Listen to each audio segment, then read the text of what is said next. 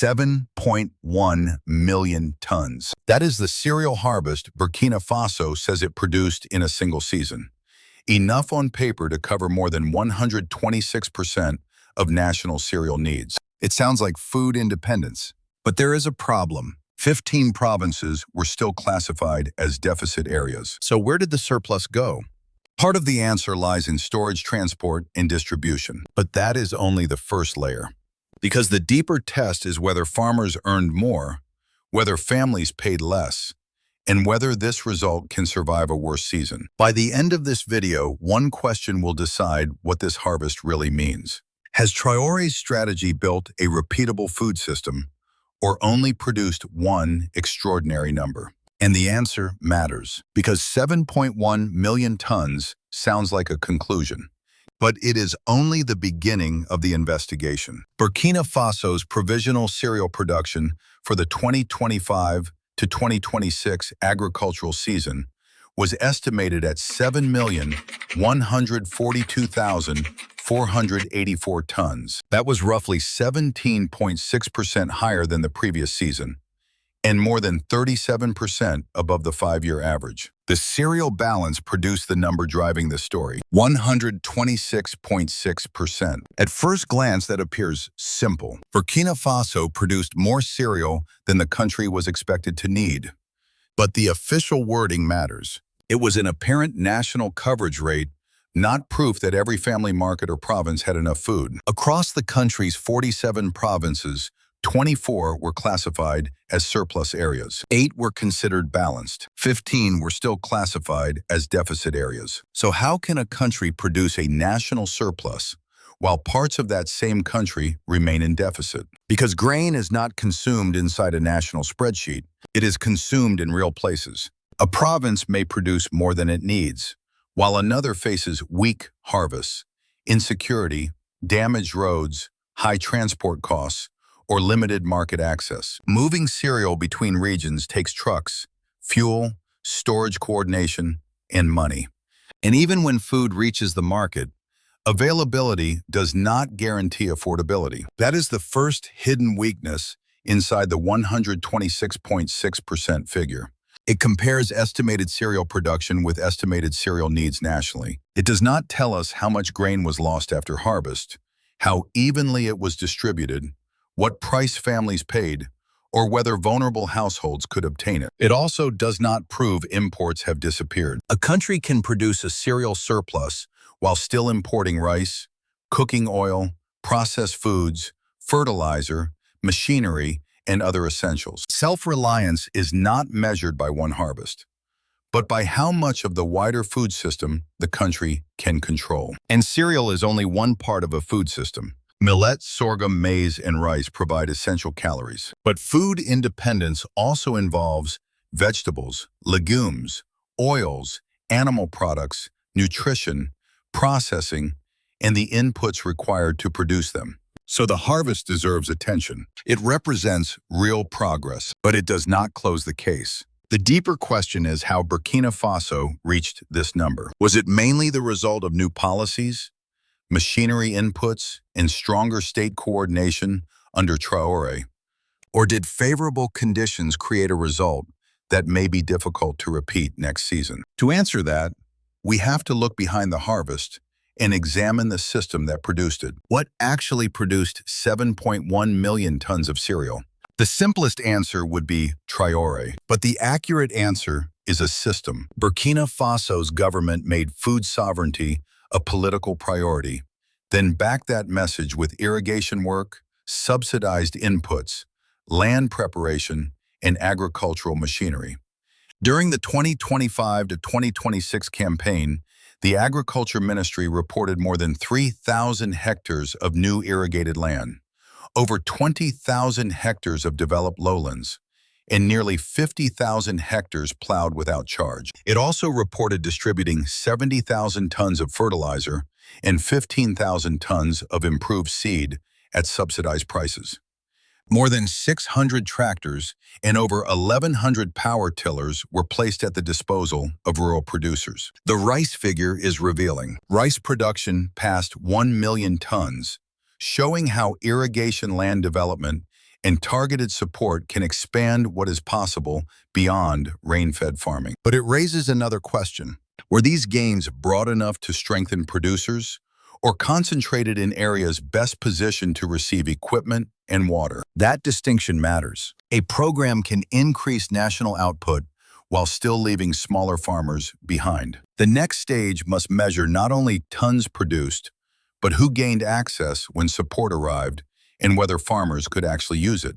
Those numbers help explain why this harvest cannot be dismissed as an accident. Seeds determine what can be planted. Fertilizer affects what the soil can produce. Water determines whether the crop survives. Machines influence how much land can be prepared before the planting window closes. And public coordination determines whether those resources reach farmers in time. This is where Traore's role matters. He did not personally grow millions of tons of grain, but his government helped turn food production from an ordinary ministry program into a national sovereignty project. That political direction can mobilize budgets, agencies, equipment, and public attention faster than scattered local efforts. Yet policy is only one layer. Farmers still had to prepare the land, plant the seed, protect the crop, and bring it to harvest. Agricultural officers had to support production. Rainfall still mattered. Pest pressure still mattered. Security and access to farming zones still mattered.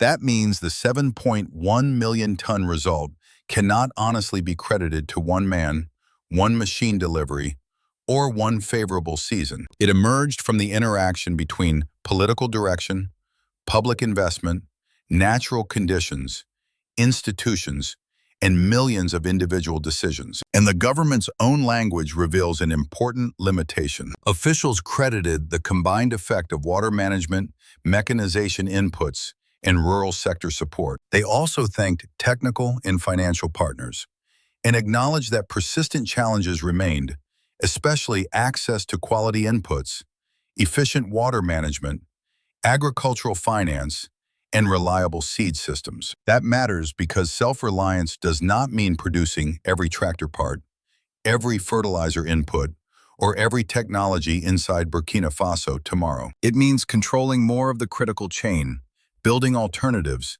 and reducing the risk that one external supplier can interrupt the entire system. So did Traore's strategy help produce the harvest? The evidence suggests it contributed materially. But how much came from durable capability and how much came from conditions that may not return?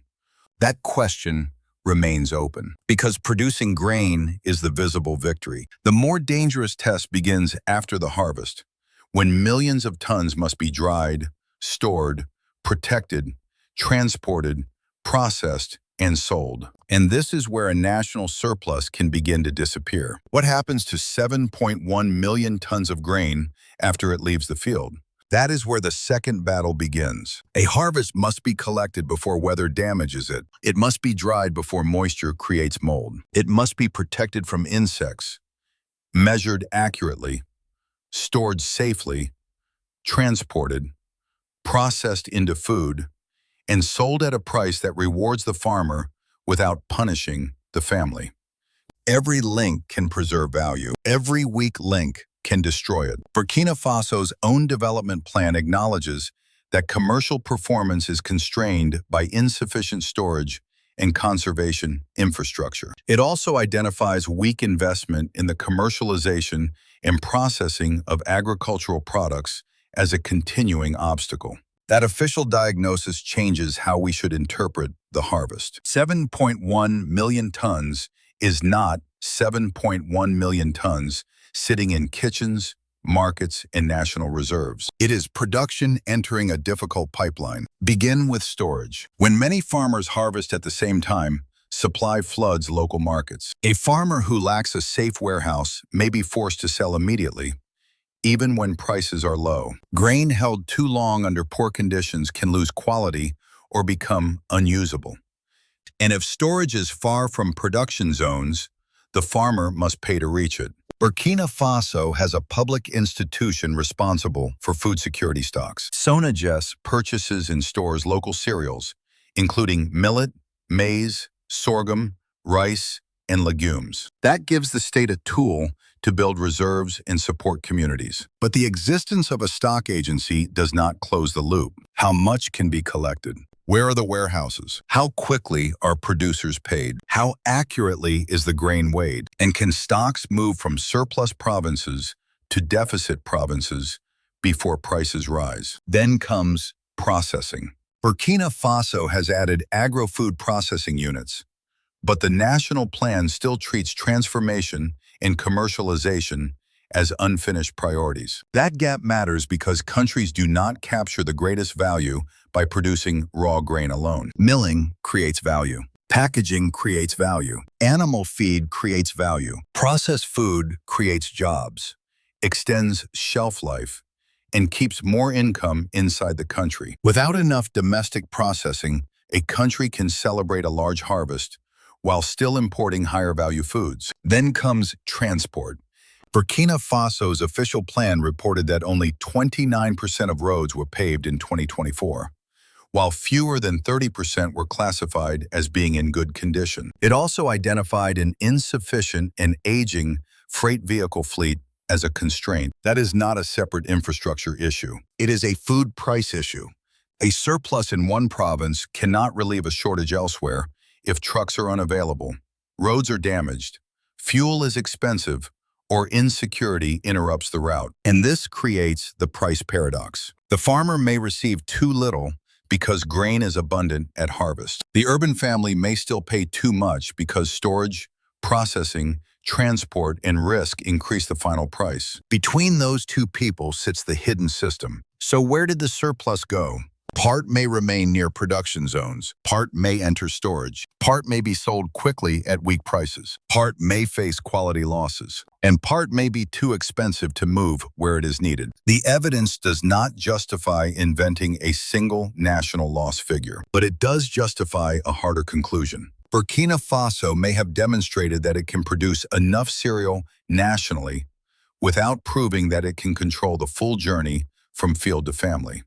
And that is why this story reaches beyond agriculture. If the country can build storage, processing, and distribution at home, it can retain more value and reduce vulnerability to outside systems. But would that truly threaten Western suppliers? Or is that claim larger than the evidence allows? Does one strong harvest in Burkina Faso really matter to the United States or Europe? Not in the way headlines suggest. 7.1 million tons of cereal does not mean Burkina Faso is defeating Western agriculture. It does not prove American farmers are losing markets because of one Sahelian harvest. And it does not show that European suppliers are being pushed out. The real significance is not the size of the harvest today. It is the direction of the system being built for tomorrow. Burkina Faso's National Development Plan sets a measurable objective. Reduce food products from 11.5% of total imports in 2024 to 8% by 2030. That is a target, not an achieved result, but it reveals the strategy. Produce more at home, process more at home, retain more value at home, and reduce the number of needs that can be disrupted by decisions prices or shortages beyond the country's borders. That gives foreign governments and suppliers a reason to pay attention. If Burkina Faso expands domestic cereal production, but still imports processed foods, machinery, fertilizer components, and storage technology, dependence has not disappeared. It has only moved to different parts of the chain. But if local mills expand, warehouses improve, transport costs fall, and domestic firms replace part of what was previously imported, then the economic effect becomes larger than the harvest itself. Money circulates longer inside Burkina Faso. Local businesses gain demand. More value is created between the farm and the market. And foreign suppliers lose more than one shipment. They lose the assumption that imported solutions will always be the default. The wider question is whether this approach can spread. Mali, Niger, and other countries across the Sahel face similar pressures. Climate risk, import exposure, weak processing capacity, expensive logistics. A working Burkina Faso model could become a reference point, but that possibility should not be exaggerated. There is not yet enough evidence to declare that Washington or Brussels is alarmed, or that Western agriculture is being displaced. The defensible conclusion is narrower. And more important, Burkina Faso is testing whether a lower-income African country can reduce vulnerability by controlling more of its own food system. But replacing external dependence does not automatically create freedom. If seeds, fertilizer, storage, purchasing, and market access are controlled by a small group inside the country, Burkina Faso could exchange one dependency for another. So the next question is not who abroad might lose. It is who inside Burkina Faso really controls the emerging system. Who controls the new food system? That question matters because self-reliance is not only about replacing foreign suppliers. It is also about deciding who receives seeds, fertilizer, machinery, storage space, transport, credit, and access to government purchasing. When the state expands its role, two futures become possible. The first is transparency. In that future, support is distributed through clear rules. Small farmers know how to apply. Cooperatives understand who qualifies. Fertilizer arrives before the planting window closes. Seed quality is verified. Grain is weighed accurately. Purchase prices are announced. Payments arrive on time. Warehouse stocks are recorded. And surplus grain is moved toward deficit areas according to need. A transparent system can do more than raise production. It can build trust. Farmers are more willing to invest when they believe the rules will not change without warning. Banks are more willing to lend when production and purchasing systems are predictable. Processors can plan when they know grain will arrive. Families benefit when reserves are released before shortages become price shocks. But there is another possible future: capture. That does not require the entire system to be corrupt. It can begin with small advantages. One producer receives fertilizer first because he knows the right official. One cooperative gains access to machinery, while another waits until the planting window has passed. A warehouse manager reports less grain than was delivered. A transporter receives the most profitable routes. A purchasing agent delays payment until farmers are forced to accept lower prices. A processor gains privileged access to state grain, while smaller competitors are excluded. Each decision may look minor. Together, they can determine who benefits from the harvest. This is the hidden governance test behind food sovereignty. Who decides which farmers receive support? Who verifies the quality and quantity of inputs? Who sets the purchase price? Who controls the scales? Who records what enters and leaves the warehouse? Who chooses which province receives grain first when shortages appear? These are not technical details. They are points of power, and every point of power needs records, oversight, competition, and consequences when rules are broken. The risk is especially important because a strategy built to reduce dependence on foreign systems can still create dependence inside the country. A farmer who once depended on an imported supplier may become dependent on a local gatekeeper. A processor who once competed with foreign products may become dependent on privileged access to state stocks. A family that once feared global price shocks may still face local shortages if distribution is controlled poorly. That would not mean the self-reliance strategy was wrong. It would mean the institutions carrying it were not strong enough. There is no evidence here that Burkina Faso's food system has already been captured. That is not the claim. The claim is that success cannot be measured only by tractors delivered, fertilizer distributed, or grain harvested. It must also be measured by whether the rules are visible, whether access is broad, whether payments are timely, whether warehouse data can be checked, and whether deficit communities receive food before prices spiral.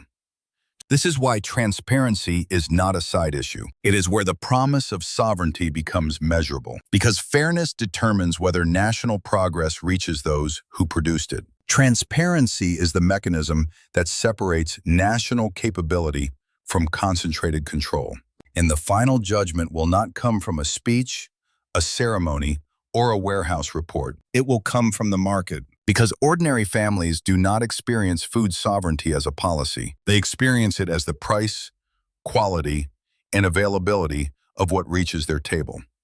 Did the 7.1 million ton harvest make food more affordable for ordinary families? That is the test no national production total can answer by itself. Burkina Faso can report a cereal surplus and still have families who cannot buy enough food. The World Food Program currently says 2.3 million people suffer from acute hunger, while conflict has displaced more than 2 million people. It also reports that insecurity has disrupted farming, destabilized markets, restricted road access, and driven cereal prices higher in vulnerable areas. So the first test is price. Did maize, millet, sorghum, and rice become cheaper after the harvest? Not just in major producing zones, not just for several weeks after grain entered the market, but in the communities where transport is difficult, insecurity is severe, and household income is already weak. A lower national average would not be enough if families in deficit areas still pay more because trucks cannot reach them,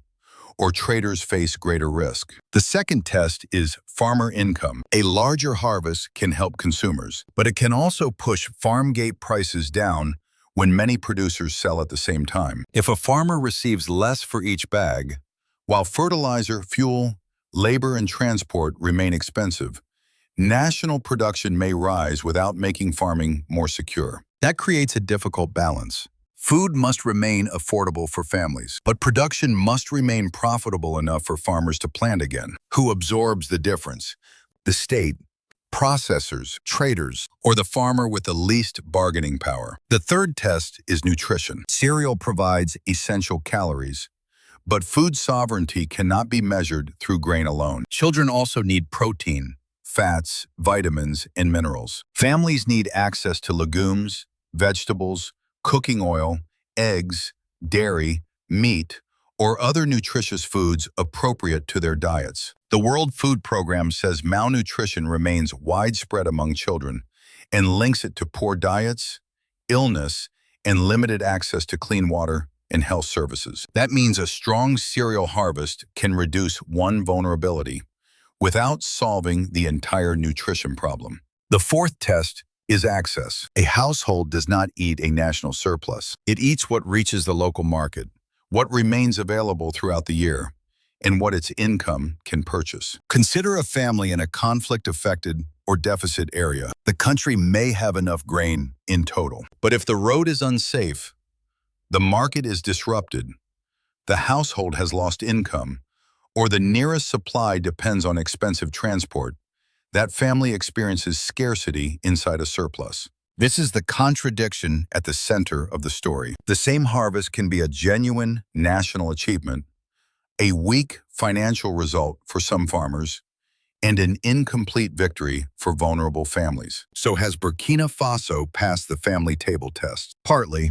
Traore's strategy can claim progress only when this harvest changes daily life beyond the most productive zones. Until prices, incomes, nutrition, and access improve together, the 7.1 million ton figure remains a powerful beginning rather than the final proof of food independence. The production result shows that greater domestic capability is possible, but the evidence does not yet prove that food became affordable everywhere, that farmers earned sustainable returns, that nutrition improved, or that surplus grain consistently reached the hardest areas. And now only one loop remains. Can this system repeat the result when rainfall is weaker, budgets are tighter, security worsens, or imported inputs become harder to obtain? That question separates a remarkable harvest from lasting sovereignty.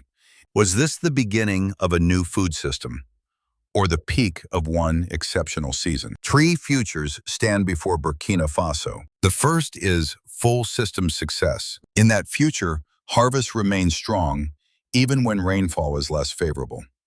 Storage expands. Grain moves faster from surplus provinces to deficit areas. Local mills feed producers and food processors buy more from Burkinabe farmers.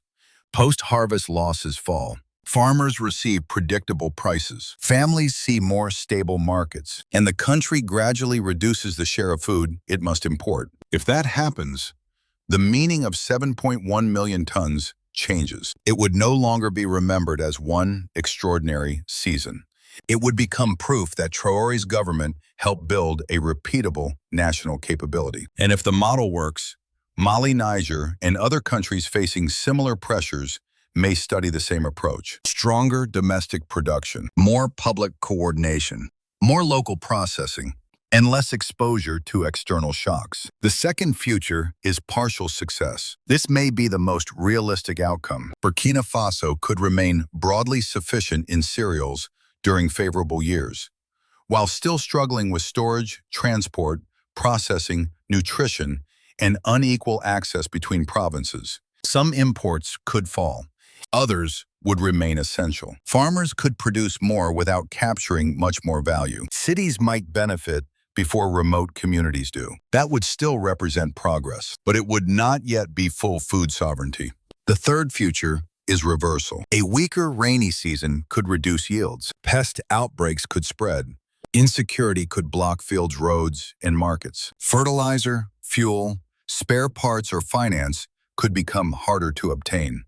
Public purchasing could slow. Warehouses could remain insufficient. And farmers who expanded after one strong season could face losses in the next. This is why one successful harvest cannot answer the entire question. A system is proven only when it survives pressure. Can it function when the weather is worse? Can it support farmers when prices fall? Can it protect families when transport is disrupted? Can it maintain production when imported inputs become more expensive? And can it do all of this without concentrating control in the hands of a few gatekeepers? Only the first future would represent the full promise of self-reliance. The second would mean meaningful but incomplete progress. The third would reveal that the harvest depended more on favorable conditions than durable capability. And now we can return to the number that opened this story. 7.1 million tons was impressive, but was it evidence of sovereignty or only evidence of possibility? 7.1 tons did not end Burkina Faso's food dependence, but it proved that another path may be possible. The harvest showed that political direction, public coordination machinery, subsidized inputs, irrigation, technical support, and farmers can combine to raise production. That is real progress, but it is not yet food sovereignty. The evidence does not yet show that every deficit province received enough grain, that food became affordable everywhere, that farmers earned sustainable returns, that storage and processing were strong enough, or that the result can be repeated under worse conditions. So what did this harvest prove? It proved capability, not independence. It proved that Burkina Faso can produce more at home, reduce exposure to outside supply chains, and begin building a food system shaped more by national priorities. But the final answer will not be found in one season. It will be found in the next drought, the next price shock, the next disruption in imported fertilizer, fuel machinery, or spare parts, and in whether the system still delivers when favorable conditions disappear. That is the real test of Traore's strategy, not whether Burkina Faso can celebrate one extraordinary number, but whether it can protect the grain, move it, process it, keep farmers profitable, keep families fed, and repeat the result year after year. The United States and Europe have no reason to fear one harvest, but they do have a reason to watch what Burkina Faso is attempting to build. Because if domestic capability keeps expanding, dependence stops being permanent. It becomes a choice. One extraordinary harvest can inspire a nation. Only a repeatable system can make it sovereign. Subscribe for evidence-based stories about Burkina Faso's rise. And tell us where you are watching from. Which test matters most? Production, storage, food prices, or farmer income? Disclaimer, this video is fictional storytelling created for education, commentary, and entertainment. It is not a factual report or official information. Any similarities to real events are coincidental. Please enjoy it as creative content only.